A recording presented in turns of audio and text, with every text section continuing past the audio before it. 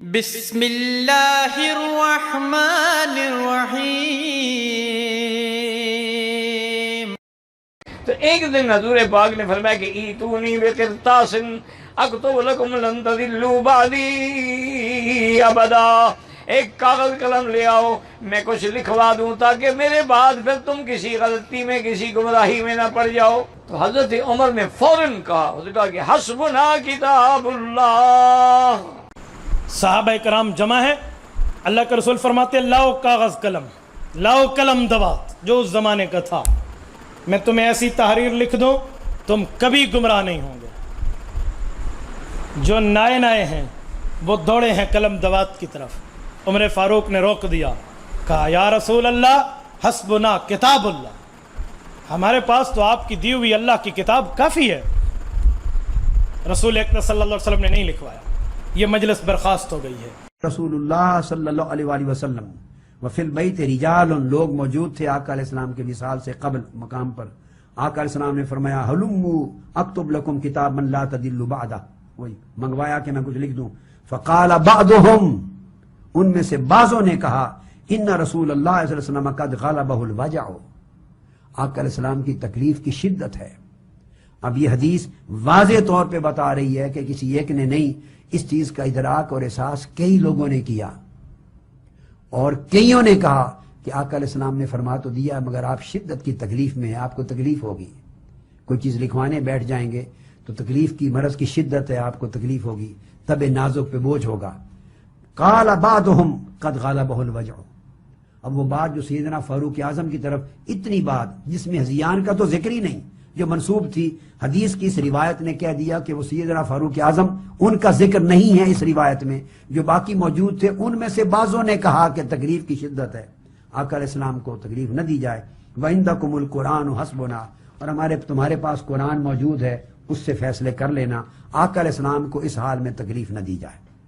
فَلَمَّا اكْثَرُوا اللغو والاختلاف عند النبی صلی اللہ علیہ وسلم، جب ان کی گفتگو بڑھ گئی، آپس میں تکرار اختلاف بڑھ گیا، آواز اونچی ہوئی، تو آقا علیہ السلام نے فرمایا قوموا، چلے جاؤ۔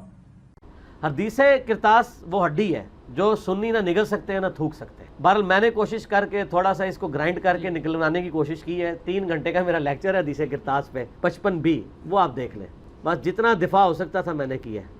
داؤد راز نے اہل حدیث عالم نے لکھا ہے کہ رسول اللہ کے لیے یہ الفاظ یوز کرنا مناسب نہیں تھا کہ آپ پہ ہجانی کیفیت ہے، اور اس طرح کے الفاظ تو انتہائی گستاخانہ تھے، اور وہ میں سمجھتا ہوں کہ وہ انہوں نے اپنی جاہلیت میں کر دیے۔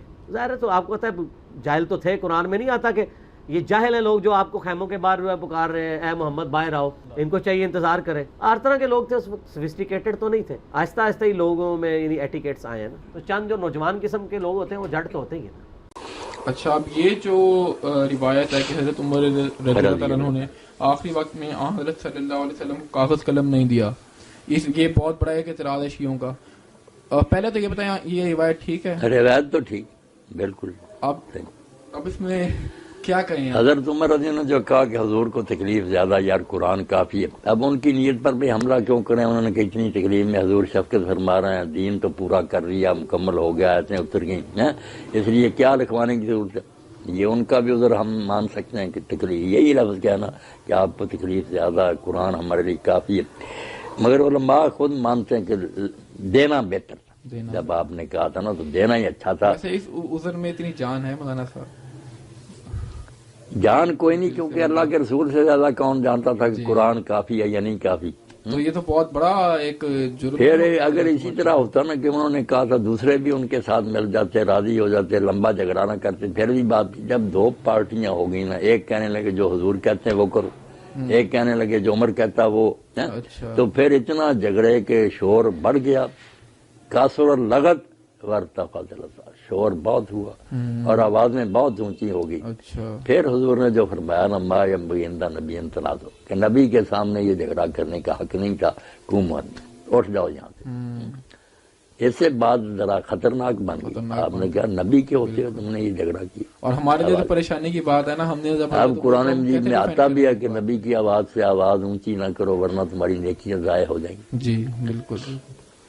اب حضرت عمر اسی سے رضی جان اللہ چھڑانے کے لیے مولانا شبلی نعمانی نے الفاروق میں یہ راستہ اختیار کیا کہ اس حدیث کا انکار کر دیا جائے کہ اتنا اہم واقعہ مگر صرف ابن عباس بیان کرتے ہیں، وہ چھوٹی عمر کے تھے، کسی اور نے یہ بیان نہیں کیا. اس طرح کے کرینے بنا کر نا انہیں چاہ کے جان چھڑا دیں.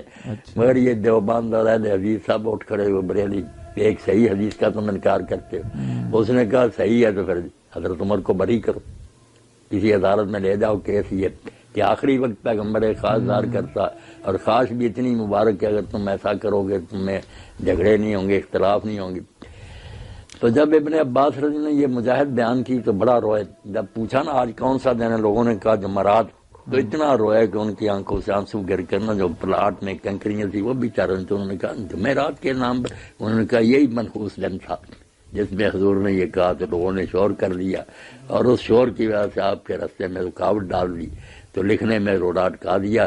اور یہ جو کچھ اب تم بھوت رہے ہو نا، جنگ جمل اور سفینی، سارا اس کا بدلہ ہے. اگر اس وقت تم لکھنے دیتے تو یہ حال تمہارا کیوں ہوتا؟ اب ہم کیا کریں؟ ہم کچھ نہیں کر سکتے، بھائی یہی کہیں گے کہ اللہ کو جو منظور تھا ہو گیا، کام برا ہوا. یہ کہنا چاہیے، یہ نہیں کہنا چاہیے. اگر ہم کہنا کہ حضور غلط کہہ رہے تھے لکھوانے کا رضا، آپ جھوٹے تھے، عمر سچا تھا، تو پھر یہ تو نبی پاک کے خلاف نہیں کہیں گے. آپ کا ارادہ ٹھیک تھا، مگر بات ہماری بدقسمتی کہہ لیں. تو سب سے پہلے جو موضوع ہوا اشرف الانبیاء کی زندگی میں، وہ ان کے قول اور ان کی تعلیمات کی حیثیت کو ختم کیا گیا. اب آپ کے سامنے ہے صحیح بخاری جلد نمبر 1 اور صفحہ نمبر ہے 280 اور حدیث نمبر ہے 114. صحیح بخاری میں یہ روایت 7 جگہ بیان ہوئی ہے. واقعہ کیا ہے، جب نبی کے مرض میں شدت ہو گئی تو آپ نے فرمایا میرے پاس سامان کتابت لاؤ تاکہ میں تمہارے لیے ایک تحریر لکھ دوں تاکہ بعد میں تم گمراہ نہ ہو سکو. اس پر حضرت عمر نے لوگوں سے کہا کہ اس وقت آپ پر تکلیف کا غلبہ ہے اور ہمارے پاس اللہ کی کتاب موجود ہے جو ہمیں ہدایت کے لیے کافی ہے. اب اشرف الانبیاء فرما رہے ہیں کہ میرے پاس کتاب لکھنے کی کوئی چیز لے کے آؤ، اور حضرت عمر فرما رہے ہیں کتاب خدا کافی ہے. یعنی رسول اللہ صلی اللہ علیہ وسلم کو کیا نہیں معلوم تھا کتاب خدا کافی ہے یا نہیں؟ اس پر لوگوں کی رائے مختلف ہو گئی اور شور و غل زیادہ ہونے لگا. آپ نے فرمایا میرے پاس سے اٹھ کھڑے ہو، میرے پاس جھگڑنا ٹھیک نہیں. اب یہ جو لوگوں کی رائے مختلف ہو گئی، یعنی کچھ لوگ رسول اللہ صلی اللہ علیہ وسلم کے طرفدار تھے اور کچھ لوگ حضرت عمر کے طرفدار ہو گئے، اور ان میں جھگڑا ہونے لگا، یہاں تک کہ رسول اللہ صلی اللہ علیہ وسلم نے حکم دیا قوموا انی. اب یہاں پر کہا جاتا ہے کہ رسول اللہ تو رسول تھے، ان کو لکھ کے دے دینا چاہیے تھا. تو یاد رکھیں کہ جو پیغام تمام مسلمانوں کے لیے تھا وہ دے گئے.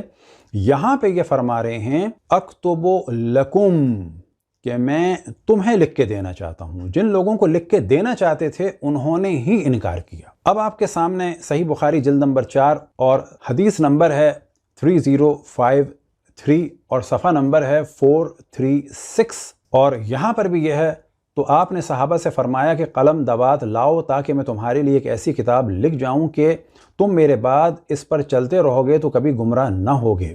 اس پر صحابہ میں اختلاف ہو گیا. حضور صلی اللہ علیہ وسلم نے فرمایا نبی کے سامنے جھگڑنا مناسب نہیں ہے. صحابہ نے کہا نبی کریم صلی اللہ علیہ وسلم بیماری کی شدت سے برا رہے ہیں. اب آپ دیکھیں لفظ برا، اب یہاں پر گو کہ تجدید نہیں ہے، اب اس سے کیا پڑھا جائے گا؟ برا رہے ہیں نہیں، برا رہے ہیں. برا رہے ہیں اردو میں اس کے لیے جو دوسرا لفظ ہے وہ ہے بڑبڑانا، یعنی بکواس کرنا یا فضول بات کرنا یا بہکی ہوئی بات کرنا. معاذ اللہ معاذ اللہ معاذ اللہ. یہ ترجمہ انہوں نے کیا ہے فقالوا حجر رسول اللہ، کہ اصحاب نے کہا کہ رسول اللہ معاذ اللہ معاذ اللہ ہزیان بول رہے ہیں. نیچے تشریح ہے کیا ہے حجر کے معنی بیماری کی حالت میں ہزیانی کیفیت کا ہونا. یعنی یہ جو انہوں نے کہا حجر رسول اللہ، اس کے معنی کیا ہے کہ بیماری کیفیت میں ہزیانی کیفیت کا ہونا، یعنی معاذ اللہ جیسے کہ عقل و شعور سے بالکل کوئی عاری ہو جائے. بعض نے کہا یہ کلام حضرت عمر نے کہا تھا، اور حقیقت بھی یہی ہے کہ انہوں نے ہی کہا تھا. اب یہ 7 جگہ بخاری میں ہے، صرف ہم نے 2 بیان کر دی ہیں کیونکہ تھوڑے تھوڑے الفاظ کے ساتھ 7 دفعہ بخاری میں اس کا ذکر ہوا. اب آپ کے سامنے ہے صحیح مسلم کتاب جلد نمبر 4، اور یہاں پر 2 روایات ہیں اور دونوں ہیں 260 صفحہ نمبر 260 پر. اور پہلی روایت ہے 4233، اور یہاں پر بھی یہی ہے کہ رسول اللہ صلی اللہ علیہ وسلم نے فرمایا میرے پاس ہڈی اور دوات لاؤ، یا یہ کہ تختی اور دوات لاؤ. میں ایک کتاب لکھ دوں تاکہ تم گمراہ نہ ہو۔ لوگ کہنے لگے رسول اللہ صلی اللہ علیہ وسلم بیماری کی شدت میں بے اختیار کچھ کہہ رہے ہیں۔ یہاں انہوں نے برانے یا بڑبڑانے کی جگہ یحجرو کا معنی کیا ہے بے اختیار کہہ رہے ہیں، یعنی اپنے پاس سے کوئی رسول والی بات نہیں کر رہے، مثلا کچھ ایسے ہی معاذ اللہ فضول بات کر رہے ہیں۔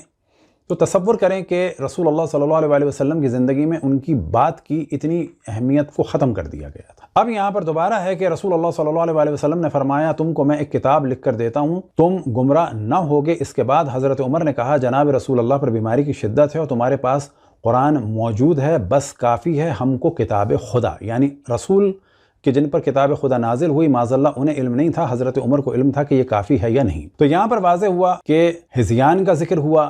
اسی موضوع کو تذکرۃ الخواص میں سبت ابن جوزی نے نقل کیا امام غزالی سے صفحہ نمبر 60 میں سر العالمین سے، اور وہ فرماتے ہیں کہ یہ سب کچھ موضوع ہوا، اور جب غدیر کی بات ہوئی تو جناب عمر نے بخن بخن بھی کہا، لیکن بعد میں انہیں خواہش ہو گئی اور ہوائے نفس کا غلبہ ہوا پاور حاصل کرنے کے لیے، اور اس کے بعد یہ ذکر کرتے ہیں فقال عمر دعوا الرجل فإنه لا يحجر، کہ انہوں نے کہا رسول اللہ صلی اللہ علیہ وسلم کے لیے اس آدمی کو چھوڑ دو، یہ بہکی ہوئی باتیں کر رہا ہے۔ اب مقامات العلماء بین ید الخلفاء والعمراء ویلیہ سر العالمین، سر العالمین کتاب ہے شیخ غزالی کی، اور یہاں پر صفحہ نمبر 18 میں انہوں نے اس بات کو بہت واضح لکھا قال عمر رضی اللہ عنہ دعوا الرجل فإنه لا يحجر، اس شخص کو چھوڑ دو یہ بہکی ہوئی باتیں کر رہا ہے معاذ اللہ معاذ اللہ۔ تو یہاں سے پتہ چلا کہ رسول اللہ صلی اللہ علیہ وسلم کی سیرت کو بالکل نظر انداز کرنے کی کوشش کی گئی،